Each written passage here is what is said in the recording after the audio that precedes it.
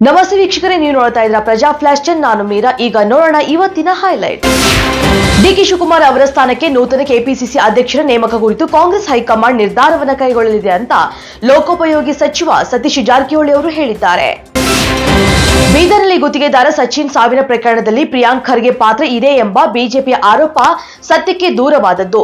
ಹಾಗೇನಾದ್ರೂ ಅವರ ಪಾತ್ರ ಇದೆ ಅಂತಾದ್ರೆ ಯಾವುದಾದ್ರೂ ಒಂದು ದಾಖಲೆ ಇದ್ರೆ ತೋರಿಸಲಿ ಅಂತ ಕೆಪಿಸಿಸಿಯ ವಕ್ತಾರೆ ಎಂ ಲಕ್ಷ್ಮಣ್ ಸವಾಲನ್ನ ಹಾಕಿದ್ದಾರೆ.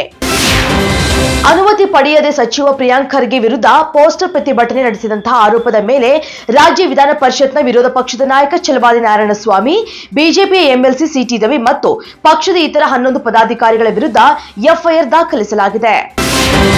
ಬಿಜೆಪಿಯ ಮುಖಂಡರು ಸಾರ್ವಜನಿಕ ಹಿತಾಸಕ್ತಿ, ಅಭಿವೃದ್ಧಿ, ಜನರ ಸಮಸ್ಯೆ ಮಾತನಾಡುವುದಿಲ್ಲ. ಆ ಬಗ್ಗೆ ಅವರು ಚರ್ಚೆನೂ ಮಾಡಲ್ಲ.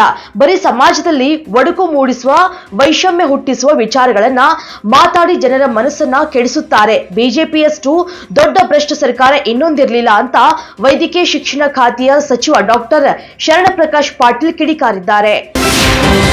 ಬಾಣಂತಿಯರ ಸಾವಿನ ಪ್ರಕರಣದ ಹಿನ್ನೆಲೆಯಲ್ಲಿ ಆರೋಗ್ಯ ಸಚಿವ ದಿನೇಶ್ ಗುಂಡೂರಾವ್, ಮಹಿಳಾ ಮತ್ತು ಮಕ್ಕಳ ಕಲ್ಯಾಣ ಸಚಿವೆ ಲಕ್ಷ್ಮೀ ಹೆಬ್ಬಾಳ್ಕರ್ ಅವರ ರಾಜೀನಾಮೆಗೆ ಒತ್ತಾಯಿಸಿ ಬಿಜೆಪಿಯ ಮಹಿಳಾ ಮೋರ್ಚಾ ವತಿಯಿಂದ ಇಂದಿನಿಂದ ಪ್ರತಿಭಟನೆಯನ್ನು ನಡೆಸಲಾಗುತ್ತದೆ. ಉತ್ತರ ಪ್ರದೇಶ ಸರ್ಕಾರವು ಪ್ರಯಾಗ್ರಾಜ್ನಲ್ಲಿ ನಡೆಯುವಂತಹ ಮಹಾಕುಂಭ ಮೇಳ 2025ಕ್ಕಾಗಿ ಅದ್ದೂರಿ ಸಿದ್ಧತೆಗಳನ್ನ ಮಾಡಿಕೊಂಡಿದೆ. ಈ ವರ್ಷ ನಡೆಯುವಂತಹ ಕುಂಭಮೇಳದಲ್ಲಿ ಜಗತ್ತಿನಾದ್ಯಂತ 40 ಕೋಟಿ ಭಕ್ತರ ಆತಿಥ್ಯ ವಹಿಸುವಂತಹ ನಿರೀಕ್ಷೆ ಇದೆ.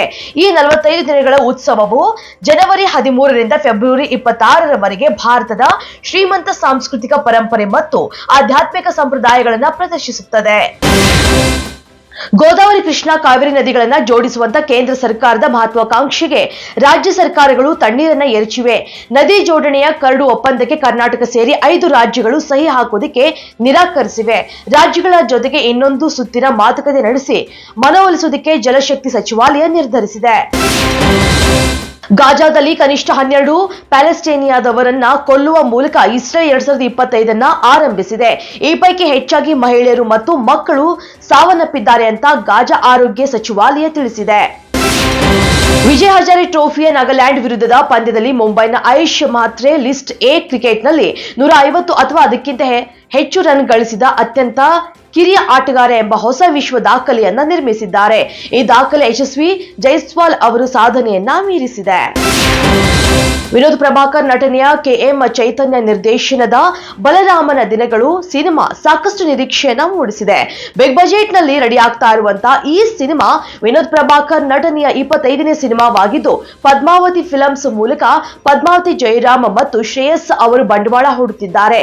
ಇದೀಗ ಈ ಚಿತ್ರದಲ್ಲಿ ನಾಯಕಿಯಾಗಿ ಪ್ರಿಯಾ ಆನಂದ್ ಎಂಟ್ರಿ ಕೊಟ್ಟಿದ್ದಾರೆ.